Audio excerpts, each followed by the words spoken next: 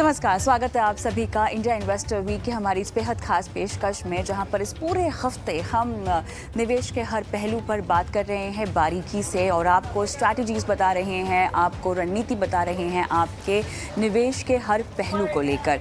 और आज हम बहुत ही अहम मुद्दे पर बात करने वाले हैं। युवा भारत में हम इस तरह का ट्रेंड देख रहे हैं जहां पर निवेश को लेकर एक तरफ जागरूकता हो रही है तो दूसरी तरफ जोखिम को लेकर भी लोगों में समझ बढ़ती जा रही है। और जहां तक निवेश के विकल्पों की बात है, ऑप्शंस की बात है, वो बेशुमार आपके पास है। युवा भारत जोखिम उठा रहा है, उठाना चाहता है, लेकिन साथ ही निवेश के मकसद को भी समझता है। तो किस तरह से युवा भारत अपनी रिस्क असेसमेंट कर रहा है, अपनी रिस्क प्रोफाइलिंग कर रहा है? क्या जोखिम बिल्कुल भी लेना सही नहीं है, जो शायद हमारे माता पिता से हमने सीखा था? और अगर जोखिम लेना वो चाह रहे हैं, जोखिम ले भी रहे हैं, तो कितना जोखिम लेना सही है? आज जोखिम के इस पहलू पर हम बात करेंगे जो कि हमें युवा भारत में आता हुआ दिखाई दे रहा है, एस्पिरेशनल भारत में आता हुआ दिखाई दे रहा है। हमारे साथ इस खास चर्चा में खास मेहमान भी जुड़ गए हैं।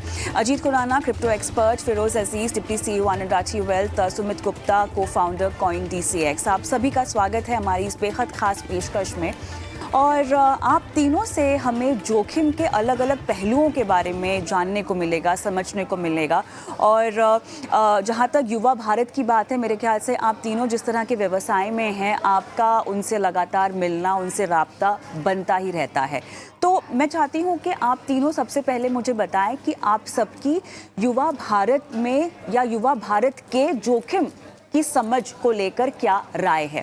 फिरोज, शुरुआत में आपसे करना चाहती हूँ, क्योंकि आप न सिर्फ आपकी जो भूमिका है यहाँ पे न सिर्फ एक मेंटोर के रूप में है, बल्कि एक ऐसे शख्स भी हैं जो कि फाइनेंशियल लिटरेसी, फाइनेंशियल प्लानिंग को बहुत तवज्जो भी देते हैं।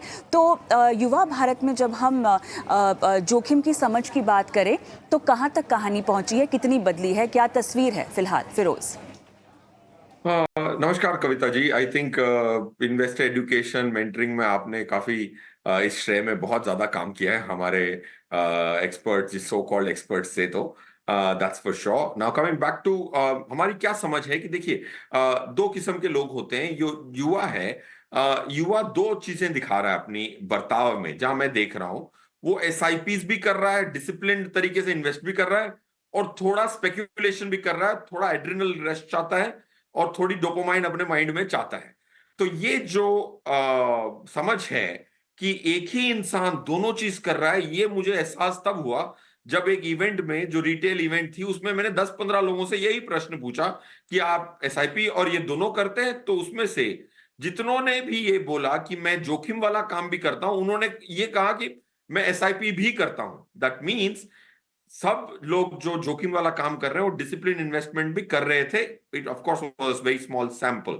So that's point one. ये एक सुकून देने वाला, राहत देने वाला डेटा पॉइंट आया मुझे। उस पर और थोड़ी स्टडी कर रहा हूँ और थोड़ी रिसर्च कर रहा हूँ। क्वेश्चनर मैंने दिए हुए हैं 2-3 हमारे कोलीग्स को, to find out what is this, is there a mutually exclusive set और there an intersecting set. That's point one. Point two, युवा को आज जो है एक्सपीरियंस पे बड़ी एम्फेसिस है। ये देखा गया है कि स्पेक्यूलेशन एडिक्टिव इसीलिए होती है क्योंकि वो डोपामाइन रिलीज करती है माइंड में। तो ये जो एडिक्टिव नेचर है स्पेक्यूलेशन का, be it gambling, be it casinos, be it ताश, all these are very addictive. And ये जो स्पेक्यूलेटिव बिहेवियर था, ये डेरिवेटिव में भी स्पिल ओवर हो रहा था, क्रिप्टो में भी स्पिल ओवर हो रहा था। मैं ये क्यों कहूंगा कि क्रिप्टो और डेरिवेटिव में स्पिल ओवर हो रहा था? क्योंकि स्टैंडर्ड डिविएशंस, जैसे अगर मैं बिटकॉइन की बात करूं फॉर एग्जांपल, इसकी जो स्टैंडर्ड डिविएशन है 37.68% की स्टैंडर्ड डिविएशन आई है, जो काफी लार्ज स्टैंडर्ड डिविएशन है, that two for a 3 year rolling standard deviation, which I think is very high. So मेरा ये मानना है कि स्पेक्यूलेटर्स दूसरी मार्केट में आए हैं, स्पेशली डेरिवेटिव, क्रिप्टो और ये गेमिंग एप्स जो आए हैं, उसमें अपनी स्पेक्यूलेटिव जो चाह है, जो परसू करते हैं, वो पूरी कर रहे हैं। बिल्कुल। बताइएगा जब भी आपकी वो रिपोर्ट तैयार हो जाए ना फिरोज, एक बार हमारे साथ साझा कीजिएगा, क्योंकि अब अपने नेशनल प्लेटफॉर्म पे इस रिपोर्ट पर काम का जिक्र कर ही लिया है तो कोई मौका छोड़ना नहीं चाहेगा जो भी निकल कर आता है उसमें से। अजीत, आपके पास आऊँगी। बताइए, युवाओं में जोखिम की समझ को लेकर आपकी समझ क्या कहती है? अजीत। यदि मैं क्रिप्टो करेंसी मार्केट को देखूं तो मैंने देखा है कि विश्व भर के युवा और हमारे देश के युवाओं में थोड़ा फर्क है। जैसे अगर जो top blue chip crypto currencies हैं जैसे बिटकॉइन, इथेरियम और एक दो सोलाना वगैरह, ग्लोबली अगर हम देखें तो इसमें लगभग जो टोटल मार्केट का वॉल्यूम है उसमें 80-90% इन लार्ज ब्लू चिप्स में ही हो जाता है।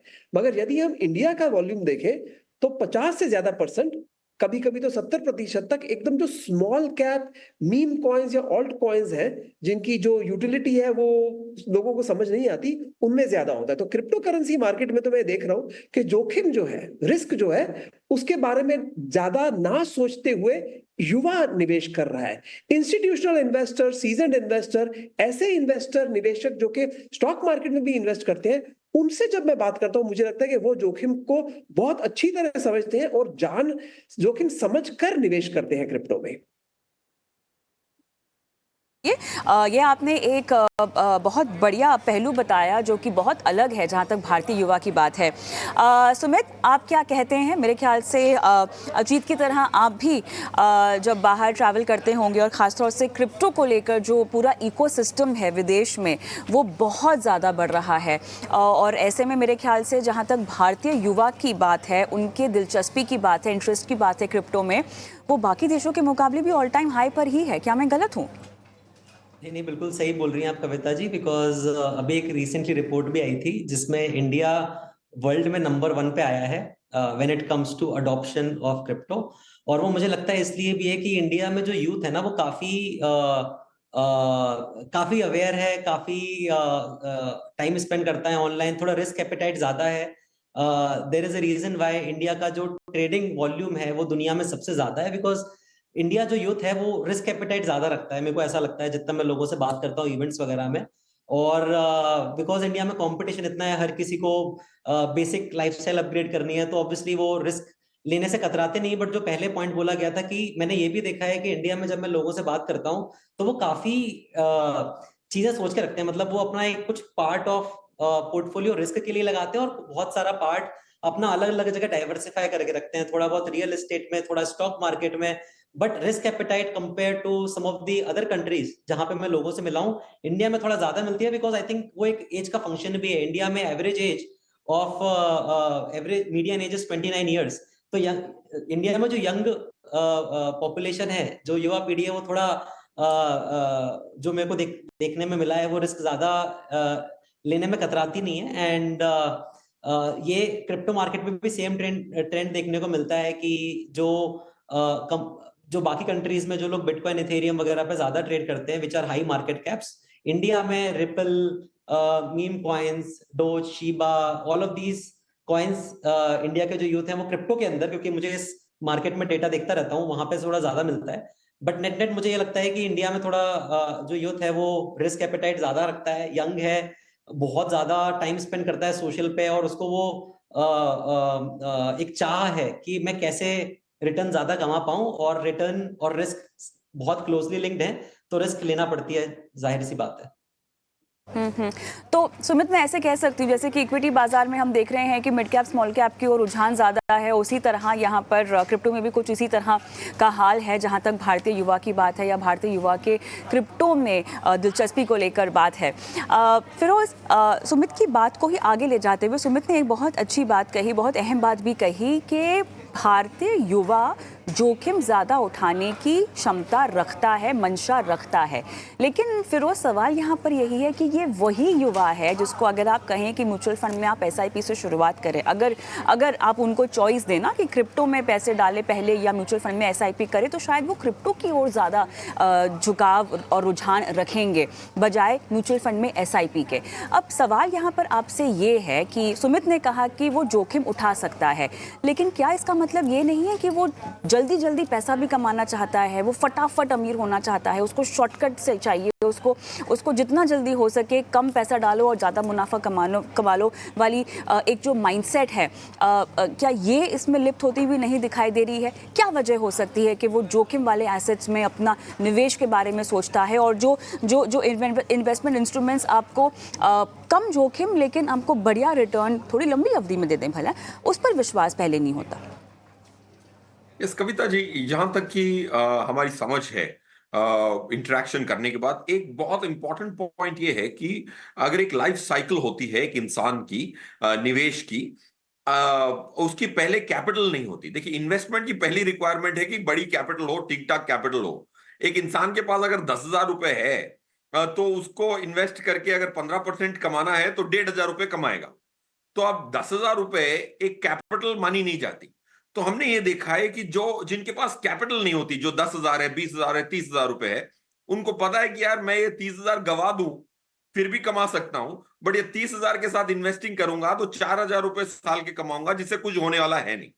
सो those guys who have very little money are high risk takers. फिर ये जो मध्यम वर्ग के लोग हैं जिनके पास 5, 10, 20 लाख की टोटल बैलेंस शीट हो रखी है, वो बहुत रिस्क एवर्स है। वो जा रहे हैं PPF, EPS, EPF, small savings, उसमें जा रहे हैं, क्योंकि बड़ी मुश्किल से वो गरीबी से निकल के आए हैं। 15, 20 लाख, 25 लाख, एक मैस एफ्लुएंट कहेंगे। इनकी रिस्क एपेटाइट बहुत लो है। और उसके बाद जैसे ही आप एफ्लुएंट में जाते हैं और हाईएस्ट स्ट्रेटा में जाते हैं, वापस रिस्क बढ़ रही है। सो पॉइंट ये कहना चाहूंगा कि ये रिस्क जो है एज से तो रिलेटेड है, एज से कम और उसकी करंट कैपिटल पे ज्यादा निर्भर है। मैं किसी एचएनआई से मिल रहा था, अल्ट्रा एचएनआई, वो क्या करने की कोशिश कर रहे हैं, 70 करोड़ की लैंड खरीद रहे हैं, उसमें डेवलपमेंट करेंगे, बिल्डर के साथ टाई अप करेंगे। That's a different ball game of risk all together. पूरा प्रोजेक्ट स्टक हो सकता है, देखा ही हमने। बट ये जो मध्यम वर्ग के हैं, मतलब 10 to 50 लाख कैटेगरी, बहुत रिस्क एवर्स हैं। जिनके पास लाख रुपए से नीचे है वो बहुत ज्यादा रिस्क ले रहे हैं ताकि कुछ कैपिटल बन जाए, फिर उसके बाद इन्वेस्टिंग करेंगे। तो ऐसे में अजीत, क्या हम कह सकते हैं कि रिस्क को लेके जो आपकी डेफिनेशन है वो अक्रॉस एसेट क्लास फिर एक ही हो जाती है, भले ही वो क्रिप्टो हो, वो इक्विटी बाजार हो, या वो एनएफटी हो, या वो एफएनओ हो।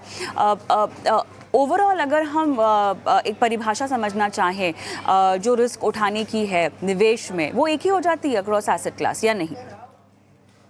एसेट क्लासेस पर मुझे लगता है कि आपकी रिस्क की परिभाषा निर्भर नहीं करती। आपका जो मूल है, यानी कि जो प्रिंसिपल है, या जो फिरोज जी ने कहा कैपिटल है, उस पर डिपेंड करती है। एक कहावत है कि मूल से सूद प्यारा होता है। यानी कि आप 10,000 रुपए लगा रहे हैं, उससे आपको उतना लगाव नहीं है, बट इस पे जो आप 10,000 रुपए कमाने वाले हैं उससे आपको लगाव ज्यादा है। और इसमें अगर मैं एक डेटा पॉइंट आपको दूं कविता जी, आप और मैं पिछले 7 साल से, यानी सितंबर 2016 से टीवी के माध्यम से बात कर रहे हैं क्रिप्टो करेंसी के बारे में। उस समय बिटकॉइन की कीमत थी $550, आज है लगभग $67,000। यानी कि इस 7 साल में वो 125 गुना बढ़ा है। मैं आपके दर्शकों को चेतावनी देना चाहूंगा कि पिछले 7 साल में 125 गुना बढ़ा है, इसका मतलब ये नहीं है कि अगले 7 सालों में 125 गुना और बढ़ेगा। मगर ये 125 गुना बढ़ने वाला जो एसेट है, उसको भी क्रिप्टो करेंसी के निवेशक उतना हाईली रिस्की नहीं मानते। इसलिए वो चाहते हैं कि बिटकॉइन से भी ज्यादा जोखिम उठाए, ताकि 7 साल में नहीं बल्कि 1 साल में उतना बढ़ जाए। जब आप इस प्रकार के निवेश करेंगे तो आपको ये जोखिम हमेशा रहता है कि आपका जो मूल है वो मिल बट्टा सन्नाटा हो जाएगा। बिल्कुल। सुमित, अजीत की बात को आप ही कैसे आगे बढ़ा सकते हैं, क्योंकि हम यहाँ पर परिभाषा की बात कर रहे हैं, इन्होंने बहुत ही बढ़िया एग्जाम्पल दिया है, साथ में आगाह भी किया हमारे दर्शकों को। आप बताइएगा रिस्क के पैमाने फिर कैसे हम तय करें? देखिए, उसके पहले एक चीज बोलना चाहता हूं मैं। आई थिंक ये जो युवा पीढ़ी की बात कर रहे हैं कि वो ज्यादा रिस्क ले सकते हैं, आई थिंक ये ना एक जैसे लॉज ऑफ थर्मोडायनेमिक्स होते हैं, ऐसे कुछ लॉ, मतलब ये एक ऐसा चीज है कि, और अक्रॉस द बोर्ड देखने को मिलता है कि जो चीज आज आप देखेंगे, पहले 3-3 घंटे की मूवी देखते थे, आजकल लोगों को रील्स देखना है। पहले लोग 50 ओवर मैच देखते थे, आज लोगों को 20T20 देखना है। Similarly when it comes to investment also, I think लोगों को एक इंस्टेंट ग्रेटिफिकेशन का एक वो है। और बस चूंकि युवा पीढ़ी ये बहुत देखती रहती है और पता चलता रहता है दुनिया में ये सब भी चल रहा है, नए नए एसेट क्लासेस आ रहे हैं, नई नई अपॉर्चुनिटीज खुल रही है, तो वो इससे अपने आप को अवगत करा के और थोड़ा समय से आगे रहना चाहते हैं कि ये बात है। और दूसरा, मैंने ये भी देखा है कि इनको पता रहता है। तो जब मुझे कई बार मैं लोगों से बात करता हूँ, ऑब्वियसली जब लोग रिस्क ले रहे हैं तो उनको पता होता है, हाँ ये तो मेरा रिस्क कैपिटल है, 10,000 रुपए डाल रहा हूँ, ये तो जीरो हो जाएगा या फिर मुझे 50,000 या 1 लाख रुपए मिलेगा, जो कि हर जगह वैलिड नहीं होता है। डिपेंड्स ऑन कि वो लाइक उस इंसान की रिस्क प्रोफाइल कैसी है। बट हर एसेट क्लास में इंक्लूडिंग क्रिप्टो में रिस्क पैरामीटर्स होते हैं, और लोग जानते हैं वो रिस्क पैरामीटर्स क्या है। वो रिस्क ऐसा नहीं है उनको लगता है कि जीरो नहीं होगा या कम नहीं होगा, उनको पता है कम हो रहा है, बट वो कॉन्शियस रिस्क लेते हैं उस पर। और काफी फैक्टर्स होते हैं। बहुत सारे लोग जो अवेयर होते हैं वो समझते हैं कि हाँ मुझे बिटकॉइन में डालना है या मुझे इथेरियम में डालना है, बिकॉज इसमें मेरा इतना रिटर्न है, बट डाउन साइड भी प्रोटेक्टेड है। सिमिलरली आई थिंक लोग ना अक्रॉस डिफरेंट इंस्ट्रूमेंट्स लोग अभी रिस्क लेने में घबराते नहीं है, मतलब इसीलिए आई थिंक इंडिया में जो एफ एंड ओ का क्रेज आया है, बिकॉज वो एक यूनिवर्सल पैटर्न है, because people want instant gratification, people want faster returns, they don't want to wait for 10 years to build wealth. If they figure out a way that okay they can do it in a shorter time period, तो फिर वो उसमें कतराते नहीं है, ऐसा मैंने देखा है। बट एक चीज इसमें काम की चीज ये होती है कि जैसे घर पे सिखाते हैं कि हाँ गलती करो, सीख के लाइन पे आ जाओ, है ना। सिमिलरली आई थिंक अगर कोई रिस्क ले रहा है और अगर वो छोटे अमाउंट से ले रहा है और वो रिस्क ले रहा है, तो आने वाले डिसिप्लिन इन्वेस्टिंग के लिए वो कई बार जरूरी भी होता है कि आप रिस्क लो, गलती करो, सीखो। बट कैपिटल से गलती की और वहां पे रिस्क ली तो वो ज्यादा हर्ट करता है, मेरा मानना है। गलतियां छोटे स्केल पे चल जाती है, बड़े स्केल पे नुकसान होता है उसका। बिल्कुल, अक्सर लोगों में इसी समझ की कमी भी पाई जाती है, निवेशकों में इसी समझ की कमी पाई जाती है कि वो कितने बड़े स्केल का रिस्क ले रहे हैं अनजाने में, छोटा छोटा जोखिम लेकर। वो छोटा सा जोखिम कब बड़ा बन जाए हमें पता ही नहीं चलता। जैसे कि कहावत भी है ना, छोटी छोटी बातें ही हैं जो बहुत बड़ी हो जाती हैं, और इसीलिए वो छोटे छोटे जोखिम ही हैं जो अगर आप लेना ना बंद करें तो वो बहुत बड़ी मुसीबत में भी आपके सामने आ सकते हैं। लेकिन चर्चा का एक और पहलू जो कि युवा भारत से बिल्कुल अलग है, फिरोज आप इस पर ज़्यादा प्रकाश भी डाल पाएंगे। आजकल जब भी हम शो भी करते हैं अपने, क्योंकि लगातार हम पर्सनल फाइनेंस से जुड़े कंटेंट बनाते रहते हैं, एक बहुत टिपिकल इन्वेस्टर बिहेवियर फिरोज सामने आया है। वो ये है कि जो रिटायरीज़ हैं या जिनकी उम्र ऑलमोस्ट रिटायरमेंट के करीब आती जा रही है, उनमें अब इक्विटी बाज़ार को लेकर भी जोखिम उठाने की क्षमता जो है वो बढ़ती हुई दिखाई दे रही है। उनकी मंशा है कि वो शेयर बाज़ार में पैसे लगाएं, और अगर हम शेयर बाज़ार की बात कर रहे हैं तो इसमें हम क्लियरली बाकी रिस्की एसेट्स की बात कर रहे हैं जिनकी चर्चा हो रही है। तो एक ऐसा समय फिरोज जहां पर हम देखते थे कि रिटायरमेंट के बाद आप अपने कैपिटल को, अपनी पूंजी को बचा कर रखना चाहते हो, या तो आप उसको रियल एस्टेट में डालोगे या तो आप उसको फिक्स डिपॉजिट में डालोगे। लेकिन अब बाकायदा एक पोर्टफोलियो प्लानिंग को लेकर मांग सामने आती हुई दिखाई दे रही है। कहीं ना कहीं उस माइंडसेट से हम बाहर निकल रहे हैं कि एक बार आप रिटायर हो चुके हैं, 60 के हो गए हैं, तो आप इक्विटी बाजार में जोखिम नहीं उठा सकते। समझ बढ़ रही है लोगों की, क्या कहेंगे फिरोज? बिल्कुल कविता जी, देखिए आप सही कह रही हैं, सही फरमा रही हैं कि रिटायरमेंट के बाद लोग इक्विटी को एक्सेप्ट करने लगे हैं। पॉइंट वन, ये बहुत बड़ा पैराडाइम शिफ्ट है। प्रीवियस जनरेशन, मेरे डैड की जनरेशन, उनके दोस्त कभी भी रिटायरमेंट के बाद इक्विटी के सपने ही नहीं सोच सकते थे, क्योंकि वो रिटायरमेंट के पहले भी बड़े कतराते थे। Point one. तो क्या हुआ है कि इंडिया की जो लाइफ एक्सपेक्टेंसी है वो काफी बढ़ गई है। 37-40 ईयर्स की एज थी इंडिपेंडेंस पे मेल की। ऑफ कोर्स इन्फेंट मोर्टेलिटीज को हटा दें तो थोड़ी ज्यादा होगी, बट आज की डेट में 68-70 ईयर्स पे पहुंच गई है इंडियन मेल मोर्टेलिटी। तो आपको रिटायरमेंट के बाद अगर 60 की रिटायरमेंट है, पहले 10 साल, अब 10 साल की आपकी फिर भी एवरेज एज है, तो किसी ने 20 साल की तो प्लानिंग करनी पड़ेगी आफ्टर रिटायरमेंट, 20-25 साल की। तो उसके लिए आप डेट को नहीं ले सकते।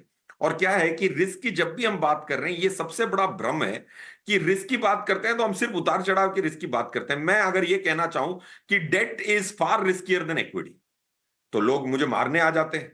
यार डेट में तो महंगाई का रिस्क ना बीट करने की गारंटी है तुम्हारी।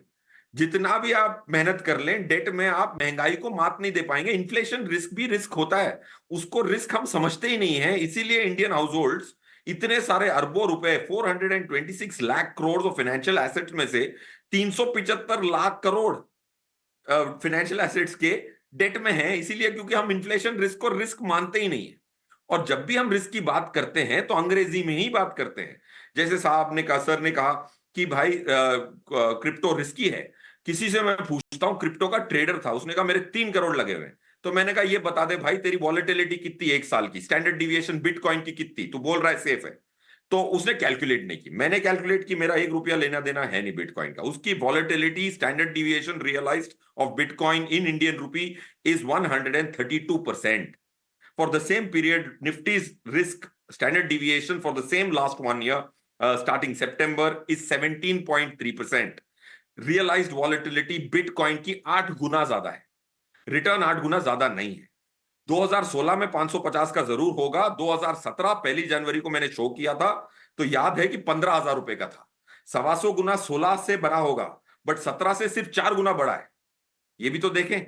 तो return and risk depends also upon in an asset when you entered और व्हेन यू एग्जिटेड। इसकी क्षमता लोगों के पास है नहीं। और ये बहुत अच्छी बात सर ने कही थी कि छोटी अमाउंट से लोग कर रहे हैं, और वो हमेशा गलती, आप छोटी अमाउंट से करें तो सीख बड़े अमाउंट पे आप अप्लाई कर पाएंगे। That's a great point which was made. बिल्कुल। वो कहते हैं ना कि आपको अगर पानी की गहराई नापनी है तो आपको पहले अपना पैर डालकर देखना होगा। तो मेरे ख्याल से जब आप जोखिम उठाने के बारे में सोचते हैं, जब पहला कदम आपको उठाना हो, तो फिर पानी की गहराई आपको पहले नाप लेनी चाहिए, भले ही वो छोटे से निवेश के ज़रिए क्यों ना हो। अजीत जी, आपकी निजी ज़िंदगी में मैं जानना चाहती हूँ कि आपने किस किस तरह के जोखिम उठाए हैं। जहाँ तक निवेश की बात अगर मैं करना चाहूँ, आपके निजी निवेश की, तो कौन सा आपने सबसे बड़ा जोखिम उठाया? और ये नहीं पूछूंगी कि बिना सोचे समझे, बिकॉज वो जहाँ तक मुझे पता है, जितनी आपसे बातचीत हुई है, बिना सोचे समझे आप कोई जोखिम उठाएंगे नहीं ऐसे। फिर भी आपने कुछ रिस्क कैलकुलेशन तो की होगी, लेकिन वो हिट निकला, मतलब आपने कदम उठाया, आपको फील हुआ और वो सही भी निकला। क्या था वो? सबसे पहले मैं ये चेतावनी देना चाहूंगा कि देखिए, ये मैंने किया, इसका ये अर्थ नहीं है कि आप भी करें। मैंने किया और मेरे लिए ये सिक्का जी। चल गया, इससे जरूरी, ये बहुत जरूरी चीज है। और ये मैं बहुत डर डर के कह रहा हूँ, क्योंकि मैं ये भी नहीं चाहूंगा कि जो मैंने किया वो मेरा बेटा करे, तो दर्शक तो आपके ना ही करे, बेहतर है।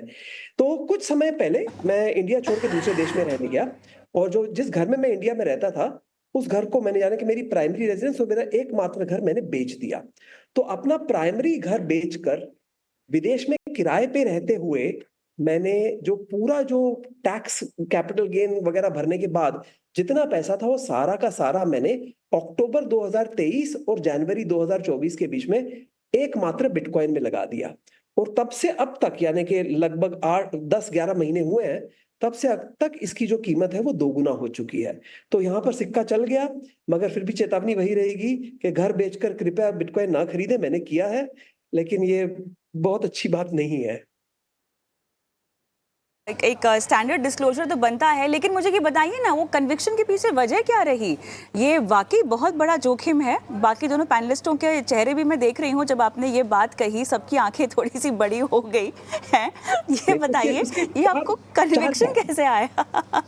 देखिए, 4 कारण हैं। पहली बात यह है कि मैं खुद रिसर्चर रहा हूँ, यूनिवर्सिटी में प्रोफेसर रहा हूँ। तो जैसे आपके दूसरे पैनलिस्ट भी कह रहे थे कि लोगों को जानकारी नहीं होती कि वो क्या रिस्क ले रहे हैं। मुझे जानकारी थी और मुझे पता था कि मैं बहुत बड़ा रिस्क ले रहा हूँ। दूसरी चीज ये थी कि समझो ये पैसे जीरो हो जाते और मैं सड़क पर आ जाता, तो किस हद तक सड़क पे आता था, ये मैं उस बात के लिए तैयार था। तीसरी चीज ये कि यदि हम क्रिप्टो करेंसी देखें, तो मैंने अन्य किसी क्रिप्टो करेंसी में, स्मॉल कैप में, मिड कैप में, मीम कॉइन में नहीं डाले, एकमात्र बिटकॉइन में डाले।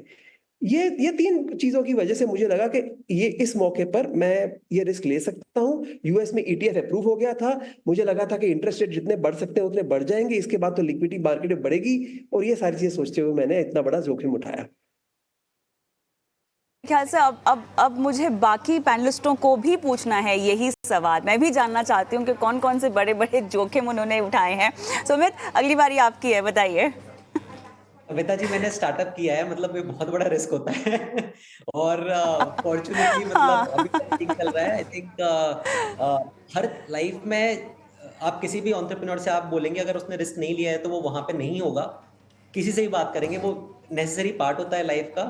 हाँ, not just startup but generally job switch करना है, वहां पे भी आप रिस्क लेते हैं। बट काम की बात यह है कि जानना कि आप रिस्क क्या ले रहे हैं, उसमें डाउनसाइड कितनी और कितनी अपसाइड है, और आप डाउनसाइड को प्रोटेक्ट करते हो बाय, जैसे स्टॉप लॉस होता है, प्रॉफिट आप लेते हो ट्रेडिंग में। सिमिलरली आई थिंक वो एक नजरिए से रिस्क लेना बनता है। अगर आप रिस्क नहीं लोगे उसमें, तो फिर कुछ बड़ा करने की संभावना भी बहुत कम हो जाती है। तो मैंने लाइफ में बहुत रिस्क लिए हैं। स्टार्टअप करना एक रिस्क है,